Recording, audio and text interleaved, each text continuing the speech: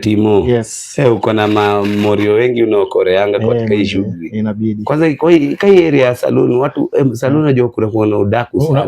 Unajua the only people check their blood pressures when they go to the hospital and people rarely go to the hospital. So na hakuna mtu ataingia chemist apime blood pressure yake. Not unless ameanza kupata symptoms. Mimi kama nilipata nikiwa pale Chombo huko Dandora nikiwa chokora. No can take my blood system. Manze juu sasa ndio maana unaona hata mna following. Man, nashukuru sana man. Yeba Jabali Mpweza. Jabali Mpweza to the universe. Papa. Nice. So relax kabisa. Lala delay to me. No siongee. Don't talk. Wewe shika hizo nywele. Timo si lazima ongee na mtu unakula tu kabigiji tu. So 123/90. So hii 90 ndio imenini, but we don't judge the first blood pressure kwa sababu vessels zake ziko zimerelax. So all of a sudden when this cuff imeanza kuinflate ziko tensed. So zikiwa tensed temporarily blood pressure yako ina shoot. So what's the blood pressure kwanza? So I'll just do another check.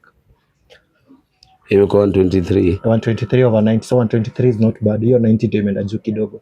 Slightly elevated, but we won't judge with that. So we'll check. Let's see. Seeing is believing. Ilikuwa 123 mara ya kwanza. Na over 90. So we want to see pulse ilikuwa sawa.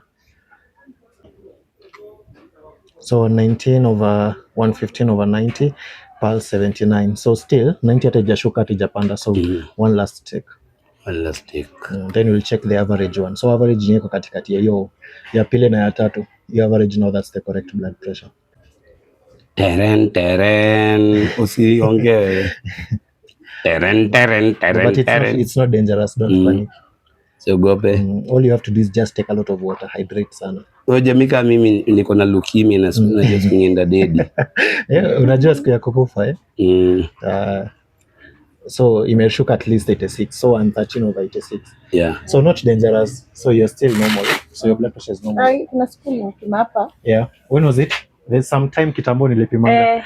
Hapa wengi lakini yangu ilikuwa tu normal. Ilikuwa tu normal. So it's not dangerous. So what you have to do is to take a lot of water. Just take a lot of water. Ataka ni watermelon. Anything watery, take it. And then you'll be okay. All right?